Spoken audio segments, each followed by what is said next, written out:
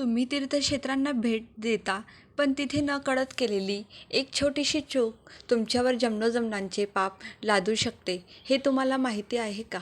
शिवपुराणातील विद्येश्वर संहिता अध्याय 12 भगवान शिवाने केवळ नद्या आणि तीर्थक्षेत्रांचे महत्त्वच सांगितले नाही, तर तिथे राहून पुण्य कसे कमवावे आणि पापांपासून कसे वाचावे याचा महामंत्र दिला आहे. गंगा, कावेरी, गोदावरी यांसारख्या पवित्र नद्यांमध्ये विशिष्ट राशी आणि काळात स्नान करण्याचे अद्भुत सामर्थ्य या अध्यायात स्पष्ट केले आहे.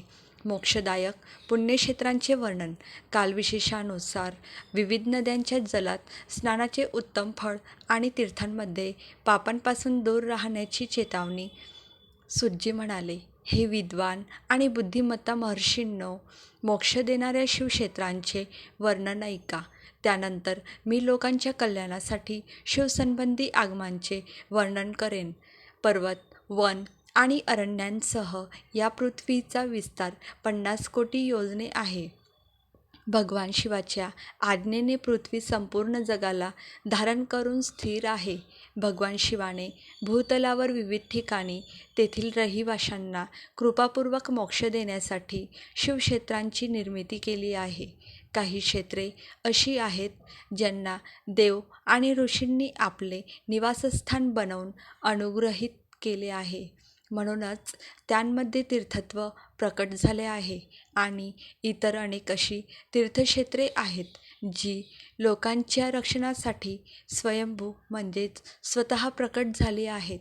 तीर्थ आणि क्षेत्रात गेल्यावर माणसांनी नेहमी स्नान, दान आणि जप इत्यादी केले पाहिजे, अन्यथा त्याला रोग, दारिद्र्य आणि मुक्ता इत्यादी दोषांचा भाग व्हावे लागते.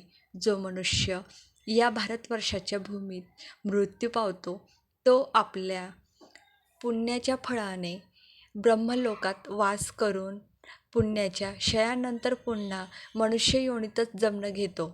पापी मनुष्य पाप करून दुर्गतीतच पडतो. हे ब्राह्मणांनो, पुण्यक्षेत्रात पापकृत्य केले गेले तर ते आणखी दृढ होते. म्हणून पुण्यक्षेत्रात निवास करताना सूक्ष्म, अतिसूक्ष्म किंवा अगदी थोडेही पाप करू नये. सिंधू आणि शतद्रू म्हणजे सतलज नदीच्या तीरावर खूप पुण्यक्षेत्रे आहेत. सरस्वती नदी परमपवित्र आणि 60 मुखांची आहे. विद्वान माणसाने सरस्वतीच्या त्या धारांच्या तीरावर निवास केला तर त्याला क्रमशः ब्रह्मपदाची प्राप्ती होते. हिमालय पर्वतावरून निघालेली पुण्यसलिला गंगा 100 मुखांची आहे. तिच्या तीरावर काशी, प्रयाग इत्यादी अनेक पुण्यक्षेत्रे आहेत. तिथे मकर राशीत सूर्य असताना गंगाजलात स्नान केल्याने आधीच्यापेक्षाही अधिक प्रशस्त आणि पुण्यदायक फळ मिळते. शोणभद्र शोण नदी ही नष्ट करणारी आहे. तिची 18 मुखे सांगितले आहेत आणि ती विष्णुलोक प्रदान करणारी आहे. तुंगभद्रेची 10 मुखे आहेत. ती ब्रह्मलोक देणारी आहे. पुण्यसलिला सुवर्णमुखरीची 9 मुखे सांगितली आहेत. ब्रह्मलोकातून परत आलेले जीव तिच्या तीरावर जन्म घेतात.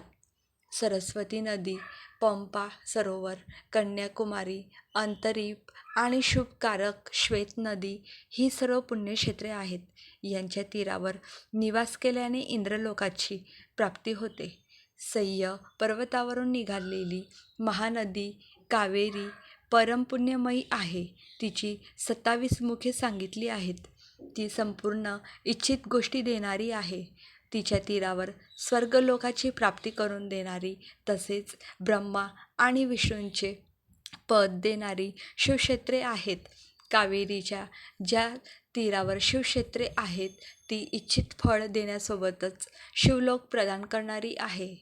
नैमिषारण्य आणि बद्रिकाश्रमात सूर्य आणि गुरु मेष राशीत आले असता जर तिथे स्नान केले तर त्यावेळी तिथे केलेले स्नान, पूजन इत्यादी ब्रह्मलोकाची प्राप्ती करून देणारे मानले पाहिजे. सिंह आणि कर्क राशीत सूर्याची संक्रांती झाल्यावर सिंधू नदीत केलेले स्नान किंवा केदारनाथ तीर्थाच्या जलाचे प्राशन आणि स्नान ज्ञानदायक मानले गेले आहे. जेव्हा गुरु सिंह राशीत स्थित असतो त्यावेळी सिंह राशीच्या संक्रांतीयुक्त भाद्रपद महिन्यात जर गोदावरीच्या जलात स्नान केले तर शिवलोकाची प्राप्ती करून देणारे ठरते, असे पूर्वीच्या काळी स्वतः भगवान शिवाने म्हटले होते. सूर्य आणि गुरु कन्या राशीत स्थित असताना यमुना आणि सोनभद्रमध्ये स्नान करावे. हे स्नान धर्मराज आणि गणेशाच्या लोकात महान भोग प्रदान करणारे आहे, अशी महर्षींची मान्यता आहे. जेव्हा सूर्य आणि गुरु तूळ राशीत स्थित असतात त्यावेळी कावेरी नदीत स्नान करावे. हे स्नान भगवान विष्णूच्या वचनाच्या महिमाने संपूर्ण इच्छित वस्तू देणारे मानले गेले आहे. जेव्हा सूर्य आणि गुरु वृश्चिक राशीत येतात तेव्हा मार्गशीर्ष महिन्यात नर्मदेत स्नान केल्याने श्री विष्णू लोकाची प्राप्ती होते. सूर्य आणि गुरु धनु राशीत असताना सुवर्णमुखी नदीत केलेले स्नान शिवलोक प्रदान करणारे असते, जसे की ब्रह्माजींचे वचन आहे. सूर्य आणि गुरु मकर राशीत स्थित असताना माघ महिन्यात गंगाजीच्या जलात स्नान केले पाहिजे, असे ब्रह्माजींचे कथन आहे. ते स्नान शिवलोकाची प्राप्ती करून देणारे असते. शिवलोकाच्या प्राप्तीनंतर ब्रह्मा आणि विष्णू यांच्या स्थानांमध्ये सुख भोगून शेवटी माणसाला ज्ञानप्राप्ती होते. माघ महिन्यात आणि सूर्याच्या कुंभ राशीत स्थित असताना फाल्गुन महिन्यात गंगाजीच्या तीरावर केलेले श्राद्ध, पिंडदान किंवा तिलतर्पणद्वारे पितर आणि आईवडील दोन्ही कुळातील पितरांच्या अनेक पिढ्यांचा उद्धार करणारे मानले गेले आहे. तसेच सूर्य आणि गुरु मीन राशीत स्थित असताना कृष्णवेणी नदीत केलेल्या स्नानाची ऋषींनी प्रशंसा केली आहे.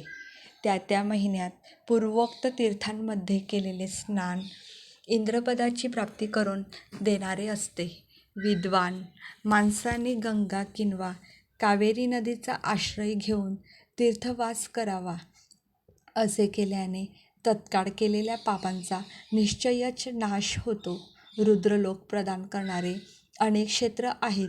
ताम्रपर्णी आणि वेगवती या दोन्ही नद्या ब्रह्मलोकाचे प्रतिरूप फळ देणाऱ्या आहेत.